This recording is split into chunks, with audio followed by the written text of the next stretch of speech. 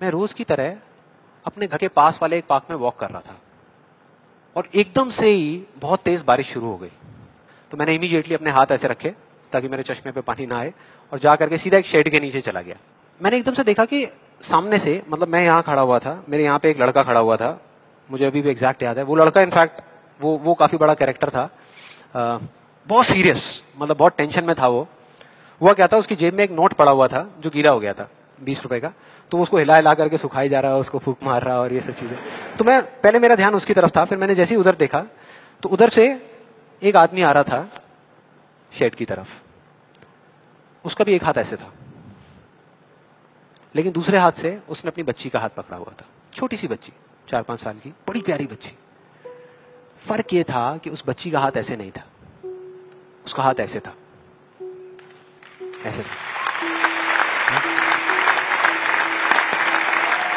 तो जैसे ही वो शेड के पास आए, मैं थोड़ा सा साइड हो गया।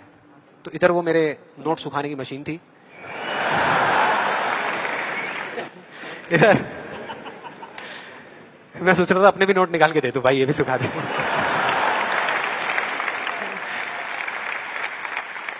इधर वो बच्ची खड़ी हुई थी, वो छोटी सी प्यारी सी, और मेरा फिर पूरा ध्यान उस बच्ची की तरफ ही था, इतनी इतनी प्यारी बच्ची। और इधर उसके पापा अपने मोबाइल पे कुछ काम कर रहे थे। वो बच्ची को अभी भी चैन नहीं आया, शेड के नीचे आ गई, लेकिन अभी भी बार बार अपना हाथ बाहर निकाल के, एक हाथ से पापा को पकड़ा हुआ डर रही, दूसरे हाथ से ऐसे बाहर निकाल के बार बार पानी भर रही और पी रही। कभी पानी भर रही, अपने मुंह पे फेंक रही। फिर थोड़ी देर बाद पता नहीं उसके मन में क्या आया, उसने अपने पापा से पूछा कि पापा, ये बारिश रोज क्यों नहीं होती? बड़ा अजीब सा क्वेश्चन था। उसके पापा ने कहा, वो अपने मोबाइल पे लगे हुए थे, हाँ बेटा होगी होगी, रोज होगी, रोज होगी, रोज होगी। वो बच्ची फिर अपने खेल में लग गई। फिर थोड़ी देर बाद पता नहीं क्यों उसने दोबारा से पूछा अपने पापा से, बताओ ना पापा, रोज क्यों नहीं होती? इस बार उसको कोई जवाब नहीं मिला, लेकिन मुझे मिल गया। मुझे सब कुछ समझ आ गया कि क्या वो वजह है, क्या फर्क होता है उन लोगों में जो खुद के सबसे अच्छे दोस्त होते हैं और खुद के सबसे अच्छे दुश्मन होते हैं। क्या फर्क है उन दोनों लोगों में? वही फर्क जो उस बारिश में था, जो मैंने नोट किया, उस बच्ची के बीच में और औरों के बीच में। कुछ लोगों का हाथ ऐसे होता है और कुछ का ऐसे होता है, यही फर्क। और मजे की बात पता क्या है, सबसे मजेदार बात, कि यहां पर हम जितने भी लोग बैठे हुए हैं ना, हम सबको पता है कि अगर हमारे हाथ अभी ऐसे हैं तो ऐसे कैसे लाने हैं। क्योंकि बचपन में हम सबके बाय डिफॉल्ट हाथ ऐसे ही थे, सबके। फिर धीरे धीरे कुछ लोगों के यहां चले गए, कुछ के यहीं रह गए।